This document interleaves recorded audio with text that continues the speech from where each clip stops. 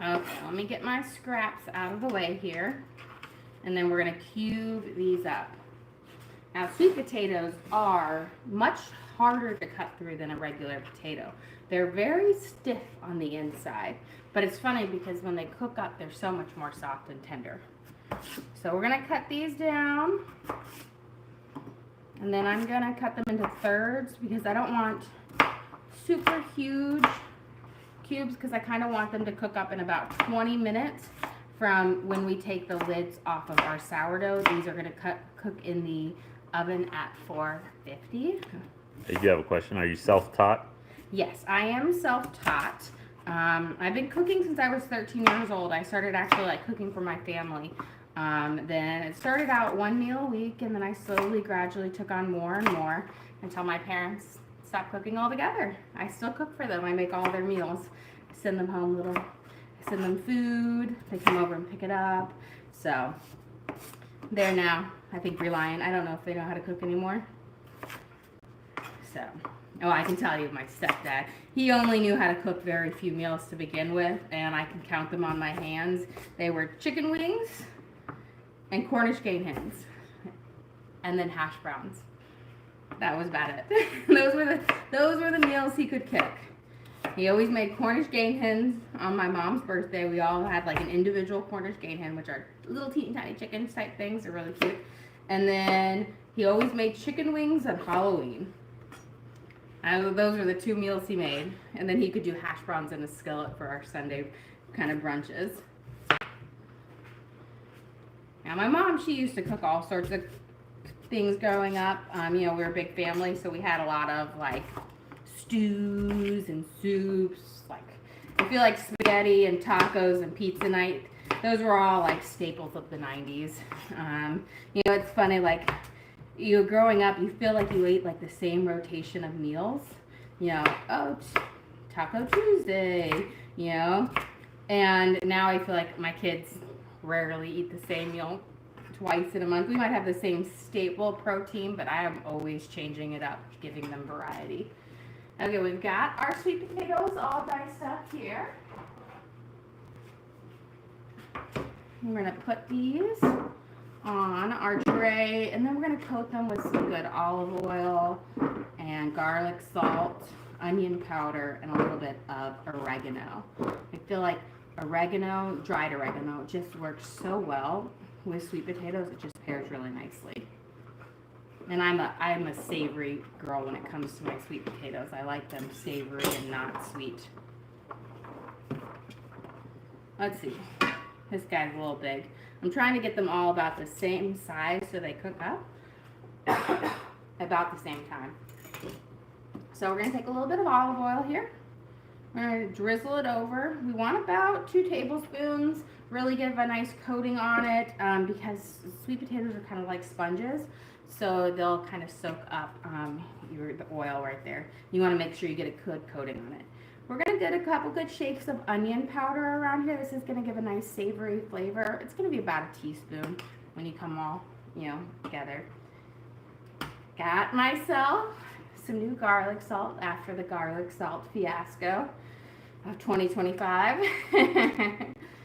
For those of you who weren't there during my shrimp and grits, apparently I did not check, but I had earlier in the stream, I had popped off the top of my garlic salt to measure out, and I forgot to put it on. And so thinking that the shaker top was on, I just opened it up and I shook my bottle over my grits, or over my sauce for the grits, and well, a whole bottle of garlic salt went on it.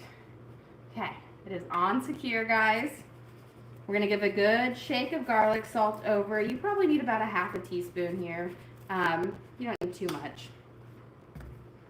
And now we're going to put on our oregano, dried oregano, and you want about a teaspoon of this. So we're going to give this a good shake. And I said you can't go wrong with the oregano. The more the better. Okay. That should be good. Now we're going to just go through, and we're going to make sure we coat everything with that olive oil. We put it on first. So that's why I keep everything in a big pile in the beginning, and then we'll spread it out. But you want them to be glistening. And that will just help them stay they'll help them crisp up but not dry out. Because if you dried out sweet potatoes are not good. Okay, we're gonna spread them out so they have room to breathe and crisp up one thing. And I'm gonna set this over here. We'll put this in when we take the lid off of our sourdough. Okay. That on. In my hands. Let's just give our rice a little stir here. I saw just a light simmer. So I always like to stir it a couple of times before we turn it down low because I want it to be at a true boil before. So once it comes back up to another boil, then we'll turn it down low and put the lid on. Okay, let's give our salmon. We're gonna cut our fillets up and then we'll season them. And I'm just gonna cut through this one. Since it's a end one, it's gonna be a little bit thicker, but then I'm gonna do for about 1 inch to 1.5 inches cuts on here.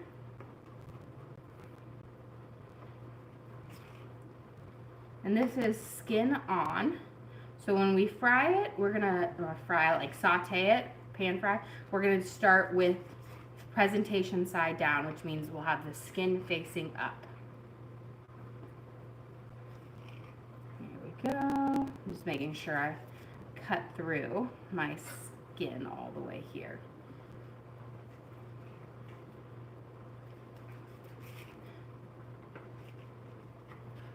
And then these last one. I always try to cut them about the same thickness so that they'll cook up evenly. We're done. You have a question? Is it true that you need different cutting boards for different foods? I highly recommend it. Now, if you are really good at sanitizing between using them, then you could do it. But like, I would not prep up my vegetables and salmon on it right now because you're gonna need to wash them in between use. I actually have, this is my meat cutting board because it has, as you can see, a nice little ridge, which means any of the natural juices in your meat or your fish can go down to the sides. And I just find that that works really well for my meats. And then I have a big flat one for my veggies that I use, my veggies and my fruits. I typically use a wooden one for my breads because I don't need to sanitize it as much. We're going to sprinkle a little bit of garlic salt over the edge of these. Here we go. And we're going to do a simple seasoning on our salmon here because I am going to make a an herby creme fraiche that will go well with it. So I'm doing simple on here, but we'll have lots of flavors in there. My son told me, please don't put lemon on the salmon again. He does not like lemon, and he loves salmon, and he said I ruined his salmon last time by putting so much lemon on it. He said it was fine, but the lemon slices underneath were too lemony for him. Everybody else thought it was the best, so I said, okay, I'll keep my lemon to the side. I normally always do, but I didn't think it was going to bother him that much. We're going to do our dried oregano on here. Again, a little bit of our onion powder. This is going to give it a nice savory flavor. And then I'm going to go grab my pepper and we'll sprinkle a little bit of the pepper over as well. Got that right over here. So let's see, we've got a lovely boil on our rice. So I'm going to give this a good stir. And now I'm going to turn this down all the way to my lowest setting. And we're going to put our top on and we'll let it cook on low and steam cook. Got my pepper here. I'm going to sprinkle a little bit of pepper over this. A little goes a long way. It's one of those things, in my early years of cooking, I avoided pepper like the plague because I thought I didn't like it. And now that I'm older, I'm like, pepper's amazing. It adds the best flavor. Why did I think for years that it was so spicy? It is not as spicy as you think. I will say fresh ground pepper is more spicy than pre-ground. So I typically use pre-ground because I am the biggest spice baby out there. So yeah, let's prep up our asparagus.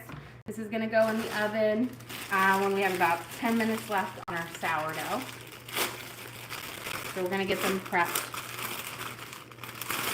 These are pre-washed already in the bag, washed and trimmed. Now, even though the bag says trimmed, we are going to trim off even more because they dry out really easily, and this is going to be very chewy at the end. So no matter what, I always cut off the last inch of my asparagus off because it's just going to be chewy and fibrous, and it's going to feel like you're chewing on a stick if you don't.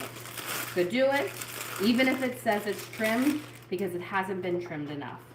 And it just sits, you know, whenever they actually packaged these to when we got it, they've been sitting in losing and dehydrating. You can even see, like this one is white, and if you look there, it is just very fibrous at the bottom. It's not good, so just cut that off. I always do about an inch. So, and you're not wasting anything. This is just going to make it taste better. Otherwise, what it will be is you'll have your asparagus tender, but these will be chewy, and so do it. You'll thank me later. I know sometimes when you're food, you're afraid that you're wasting something. It's like trimming off fat. You're afraid that you're taking away from your meat product, but you're making it better. Okay. So we've got all of this trimmed off. Now, if you were going to make an asparagus soup, you could leave those, boil them up for the flavor, but they're just not great for eating. Let me grab my baking sheet. We're going to get these all set out. We'll give them a quick drizzle of oil, and then we'll garlic salt them up and add a little bit of pepper. So I'm going to bunch them up together so that when I kind of drizzle the oil over, I don't have to use as much. You don't need a whole lot of oil for asparagus. A little goes a long way. So I'll probably use about max a tablespoon for this, maybe not even. There we go. And then I'm going to give a couple good shakes of garlic salt over.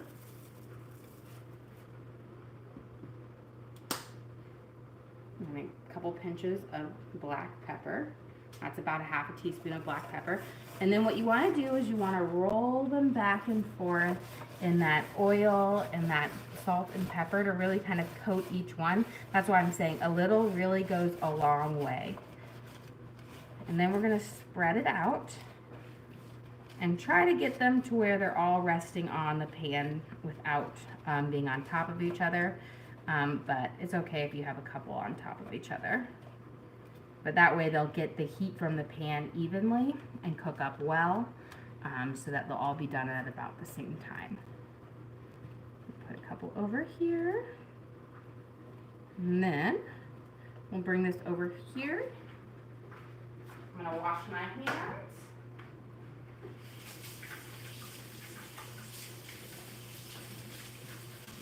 There we go. Okay. We can start prepping our herbs for our creme fraiche that we're going to be making. So let me get all of them I've got in here. For those who can't tell, we have oregano. I have both plain and Greek oregano, some parsley, some fresh basil, and I'm going to grab a little bit more. And before we do that, our sourdough is calling us there. Let me turn our water up. Okay, so now it's baked 20 minutes at 500 with the lid on. Okay, I hear you. We're going to come take the lid off. Look at that beautiful pop on there, even though I butchered it when I was taking it out. You know what? Sourdough is so forgiving. It will, like, you know, it's nice to you even if you make mistakes. Okay, I'm gonna put this in at 450. So, and then I'm gonna pop my sweet potatoes in here to start baking as well. So 450. We'll let it start. Then we'll set our timer. But let me grab my sweet potatoes.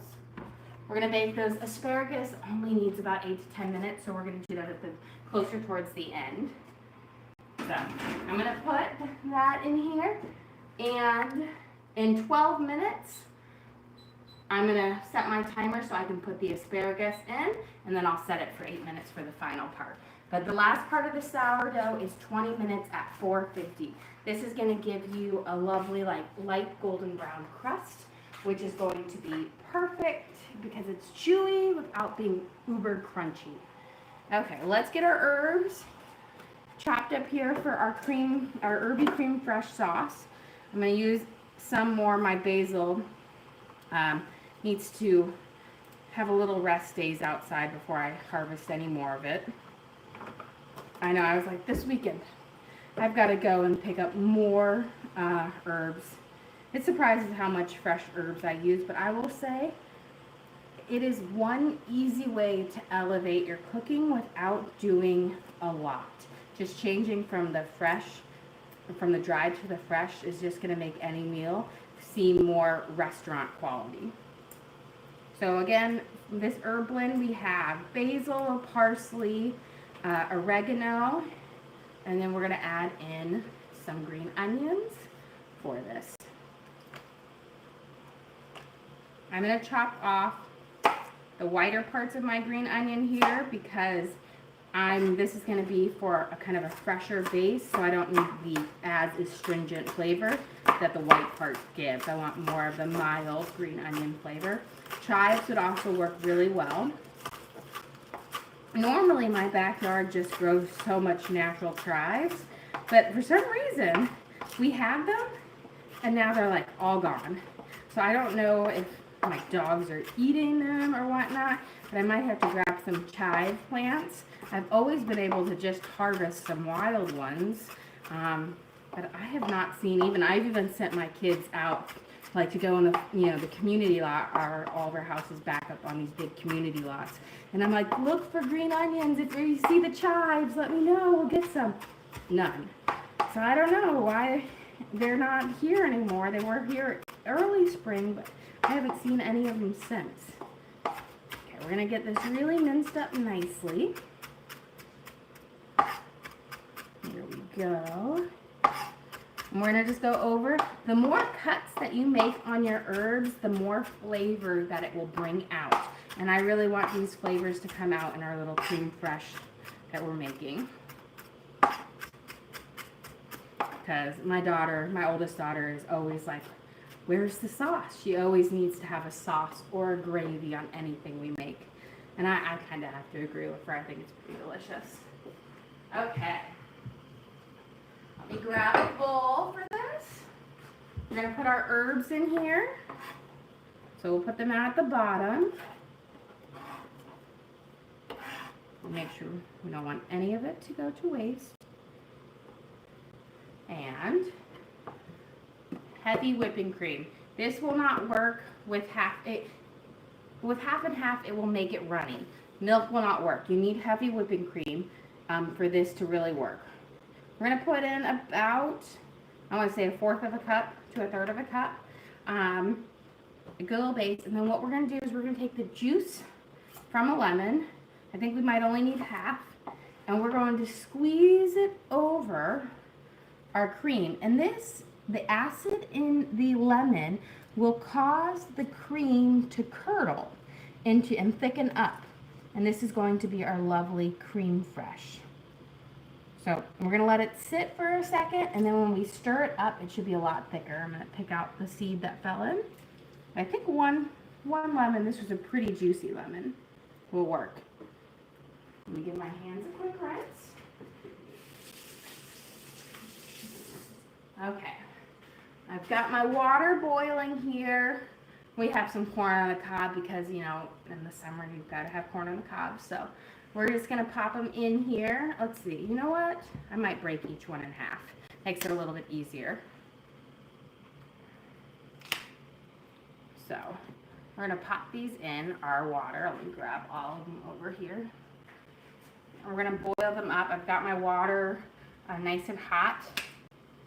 But luckily, with corn on the cob, you really can't mess them up. It's pretty hard. You can boil them for a while before you've got like your overdone part. So we're gonna have them in there, boil and get nice and tender because who doesn't love corn on the cob? And let's actually, before we add some salt in there, let's get our oil starting to heat up for our salmon since we're on the final countdown. Okay, for our pan-fried salmon, we're just gonna do kind of a light, I just want enough to kind of cover the bottom of my pan. This is a pretty big pan, so I need a bit more than if I'm using a smaller one. But I want to try to be able to cook 4 fillets at a time. That way I don't have a lot sitting. And you don't want to overcrowd them, otherwise they will thing out. We're going to add, I've got some corn silk on me. We're going to add in a little bit of garlic salt to our creme fraiche. That way it has a nice kind of flavor to it. And let me grab a spoon and then we're going to mix it up. There we go. So you see how it has, let me get this, corn silk is all over me. But there you see how thick it is now?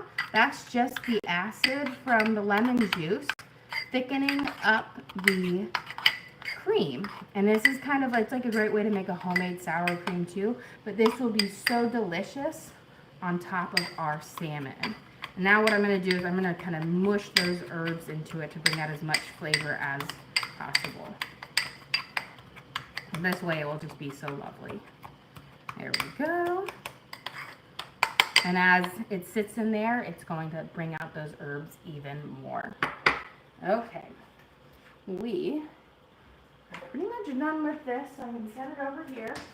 I'm going to wash my hands because that corn silk is bothering me. You have a question? Where did you get your skirt? My skirt, this, honestly, it's not a skirt. It's a dress. I actually got it, this is kind of cheesy, from Amazon. I love Amazon, but I got it there. It's like a spaghetti strap dress over there. But you know, it's really flowy for the summer, and I just tied it to make it kind of look cool. I like to pretend I'm fashion chic, but I throw a sweatshirt over everything, so it's not that fashionable. But good old Amazon, I think the place, it's called like a Mogan or something like that, or the Mogan. The Mogan is the brand on Amazon. Love it. Okay, let me get my fish spatula out and some tongs. Before I use my tongs, I'm just going to push my corn down. You can see the corn is already starting to get this nice dark yellow color. It's not quite done yet, but that is on your way to knowing when it's done. Okay, let me check my oil here. We're going to do my little water drop test. If it sizzles right away, we'll know it's done. There we go. It's actually nice and hot. Now, with the salmon, we are going to cook it presentation side down first. That means we're going to put it with the skin up. This is going to make it, give you the best crisp on it versus if you do it the other way because the pan is the hottest right now. And I'm going to get these all up. Now you can also use like filleted with the skin off. A lot of times I use the skin off too. I'm going to put a little spacing between each one of these. There we go. Because I want it to cook up nicely. You have a question? Do you have a garden for your herbs, and is it hard to maintain?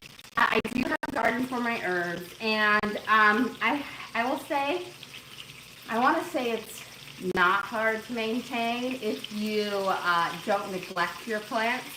I have enlisted my children to help me water them because I do a really great job getting them all planted up and ready and watering them for about 2 weeks straight. And then it's that maintenance phase where I'm like, life happens. But it's not so bad if you have raised garden beds. Raised garden beds are much nicer than if you plant them into the ground itself, especially if you live in a place like we live in Tennessee where the soil is awful.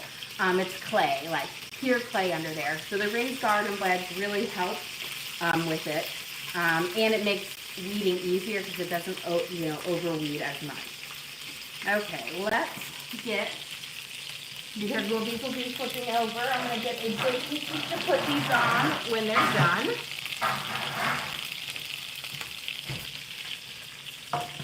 Okay. And with salmon, it doesn't take a whole lot of time to cook fish. Fish goes fairly fast. That's why I said we were waiting for the end of it. It's about 2 minutes on each side. What I am doing is I'm looking for the edge of my salmon to get a nice kind of crispy edge. And you'll see the goldening up because I'm looking for a nice kind of golden brown. And this is pale. I want it to be a little bit darker than this. I want it to have a nice little crunch on it because you want a crispy edge salmon. Because that crispy edge, you can't beat it. It has a great little flavor to it. And I will say, tongs for the flipping and the initial putting in are great. This is a fish spatula. This is really nice for when you're finally moving it out and then when you're taking that skin off, because the way this is designed is it's for you to go right underneath the skin and remove the cooked product up. It works really, really well, especially if you're not a fan of eating the skin, and we are not fans of eating the skin. Some people like it, I do not like it. Okay, so let's get these flipped. So now you can see we've got this kind of orangish, crispy edging going on. Beautiful. And you can't beat this. There.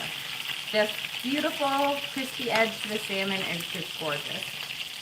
Okay. Let's go check on, oh perfect, we have about 20 seconds. So let's go get our asparagus ready to go in. We can sneak a peek at the salmon, or not the salmon, at the sourdough. So asparagus doesn't need long to cook up. That's why we're putting it in last. That way everything can kind of get done at the same time. 5 seconds left. Look at the timing there. Beautiful. So here's our gorgeous sourdough, looking gorgeous. Turn these. Try to get the most direct heat on everyone. Yeah, I have a question. What oil are you cooking in? I am cooking in olive oil. So I really like olive oil for most of my cooking meat. I don't heat it so high till it gets to its smoking point, which is around 400 or a little bit hotter. I typically like to heat my oil up to about 350, and then I keep it around that temperature by just turning down my stove as I go. And that's kind of my, like the bread and butter with it. That's what I really like. Because I find if I have to use other oils, that means my pantry is just lots of different ones. So I typically buy the big old jugs of this, and I use it for everything because I can use it for salad dressings, you know, marinades, frying in, even cooking or baking. So I stick with just one oil. But I know lots of people like peanut oil, vegetable oil, you know, coconut oil. You could use whatever you want, avocado oil. But for me, olive oil is my favorite. Okay, these are cooking up nicely. With the skin on the bottom, they're going to cook a little bit longer than with the just with no skin. So over here, let's check on our rice since we're getting to about the time. I'm going to give it a nice stir. See how fluffy it is? This is because we rinsed it out. It is a really big to make sure you rinse your rice. It gives you a really fluffy instead of a mushy texture because you've removed a lot of that starch. And taste it. Perfect. I'm going to turn that off and let it sit on the heat because we are going to be ready in a few minutes here. Okay. Let me pull out let me get a tong and let's look at our corn. See if it's nice and ready. Okay. So this is looking pretty good. You've got it the bright yellow all the way around. You can even see where I've broken them off. So my corn is good. I am going to keep it in the water. Don't take it out of your hot water, otherwise your corn will shrivel up. So cook it to the point where it's just perfect, then turn it off and let it sit. You won't overcook it. You have a question? Do the kids like salmon? Kids love salmon. It's one of their favorite meals. They absolutely love it. I will say, last time I made it, Torn was so sad because it was his favorite meal, but I put too much lemon on it for him, and he does not like lemon at all. So I said I would not put the lemon on it. I'd make it in the sauce. So we've got our first one cooked up. We're going to put it right here to the side. Beautiful. Got those. And this one should be nice. Perfect. So we got our first batch done. Where it's going to get our second ones on. And then I'm going to turn the warming center. So I have a warming center on my thing. If I put a tray on it, it will keep it nice and hot and warm. It'll keep the tray hot, almost like at a restaurant. They have those warming plates, and that way I can keep my salmon nice and hot while I'm finishing up the second batch. Because the reality is I only have so many burners on the stove, and I've got a big family to feed here. So there's always going to be a batch that has to sit first, but I always find that those are the best for my little ones because they've cooled off and they're not super hot. Okay. Let's grab this and put it over here. Let me get a small little pot out. I'm going to put it on. I'm going to rotate my salmon. Put it right there. I've got my butter. We're going to melt some butter because who doesn't love their corn brushed with butter? So I'm going to just use a half a stick of butter in here. We're going to melt it up, and then we're going to add a little bit of salt to it so that we can brush this over our corn when we take it out, and that way we'll have it. You have a question? Ready. What's the best way to tell that salmon is done? For me, when I'm cooking it, I know that salmon in and of itself only needs about 2 minutes on each side to cook. But if you look here, if you look at the side, you can tell that it is no longer pink on the side, which means it will be cooked all the way through, and that it's got a nicer firm touch to it. It's not super spongy. That's the best way to tell. But again, knowing that salmon needs only about 2 minutes for a cut this size. Now, if you have a big fillet, that takes much longer to cook versus individual fillets, because individual fillets will cook up well. But you can kind of see the gradula as you're cooking it, like here. I'm going to see if you can see in here. But you can see right by the skin there, it's still pink. So when we flip it, we'll start cooking it from the other side up, and that's how we know that it's going to cook all the way through. Okay, look at these. Nice kind of crispy edge on them. Beautiful. And of course, thinner bits cook faster than the thicker ones.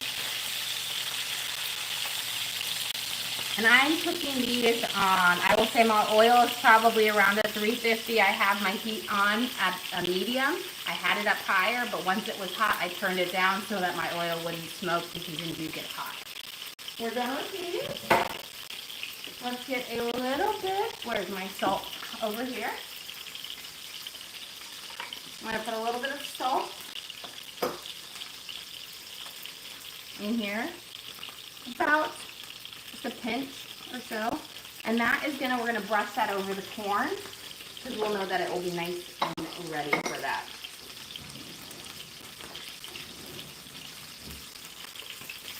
Okay. There we go. We've got just a little bit left over on our bread, so we'll grab that in just a second. Let me grab a plate for these. So we are just about ready to serve up. So I'm going to get my corn out so I can brush with the butter. That way they'll also cool off a little bit before I serve them because these are going to be piping hot for about 5 to 10 minutes. My kids won't be able to eat them. And as soon as Teddy sees the corn, he's going to want it. Teddy loves corn on the cob. And sometimes I have to like run it under water to cool it off fast enough for him. Take my butter over here. Try and see if we can get it all on a single layer as much as possible. I'm going to brush a little bit with our butter. This is our salted butter. We're just going to brush it over. It helps prevent having to have the kids all butter their corn and salt it if I do it first. And then we'll do it right again right before we serve. It just lets these flavors come down.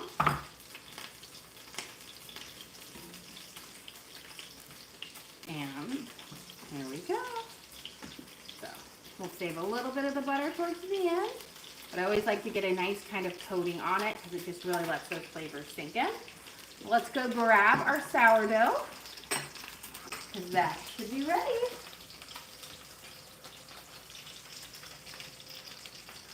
Okay. Reveal time.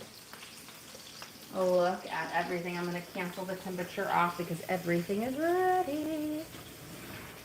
Look at this gorgeous sourdough loaf.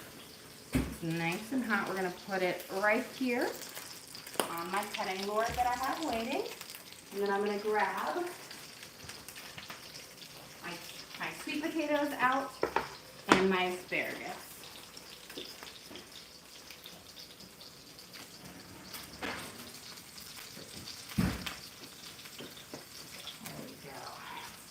So we've got our oven roasted sweet potatoes, and then you can tell the asparagus is ready because they've got this vibrant green. They haven't turned brown yet. When they turn brown, you know they've overcooked. You want them at this bright green. Okay, we are down to the last bit. I'm gonna dump this out. Look at that poof festoon behind me. Okay, before we serve up, I do want to take my sourdough out of my Dutch oven because my Dutch oven will stay really hot. And so I like to get it off pretty quickly. Because I put it in funky, so we'll see if it's coming out. And here is our gorgeous traditional loaf. Look at this nice beautiful pop here. That's from our expansion score. And the reason we take it out because look at this nice bottom. You want it to be nice and golden light. A little bit of that parchment paper there, but nice thing. If you leave it in there, it will get darker. And I love a lovely blonde crust, and it's just so lovely. You can just kind of hear the crunch, but it's not going to be rock hard. It's going to be perfect and chewy. Okay. Our salmon is done. So I'm going to slide these off onto our warming tray, and then we can plate up. If they want to come with me. Here we go. These are kind of the ugly duckling ones. The first ones are my pretty cuts, and those are my stragglers. Okay, let me get a plate out. We've got our rice ready. It is nice and hot. Okay, let's get our serving utensils. Got a spoon for this, tongs for my corn, and then tongs and a spatula to scoop up. Okay, and let's not forget, almost forgot my herby sauce. Okay. We are ready to plate up. We're going to start with our herby rice that we made with chicken bouillon, some fresh herbs in there, green onions. We have a lovely corn on the cob with our salted butter on it, our crispy fried salmon fillet with that nice crispy edge. And we're going to put a little bit of our herby creme fraiche on it, which will have like slowly ooze down over it. Our sweet potatoes that we roasted in olive oil, garlic, salt, and some oregano. And then of course, let's not forget our oven roasted asparagus where we've got this lovely pop of green. Let me grab a few more because asparagus are my favorite. And they are all just perfect. And don't forget, we are going to be serving them with our sourdough bread. Well, guys, thank you so much for joining us here today. Don't forget to like and subscribe. I try to do live cooking shows every single day, show you what we're making for our family, and hopefully teach you guys something along the way. Again, we do upload all of our videos to the link on our page, so if you ever want to recreate any of our recipes here, you can just go to that link, search for the title of our recipe, you know, pan-fried salmon or whatnot, and then rewatch us at home and cook along with us again. We also have an Amazon storefront, so if you saw any of the cooking stuff that you like to use, I just pretty much add all of my Amazon previous purchases over there because we do get so many questions about, oh, what pan was that? Or what spatula? Or where'd you get this in there? So you could just go there. If you saw something you were interested in, you can go check it out. The link is on our profile page as well. So you could go there and see, check it out. I do make a small commission off of it, so that just helps us out. But again, it's more about sharing what we're using with people. Again, thank you guys so much for joining us here today. Don't forget to like and subscribe.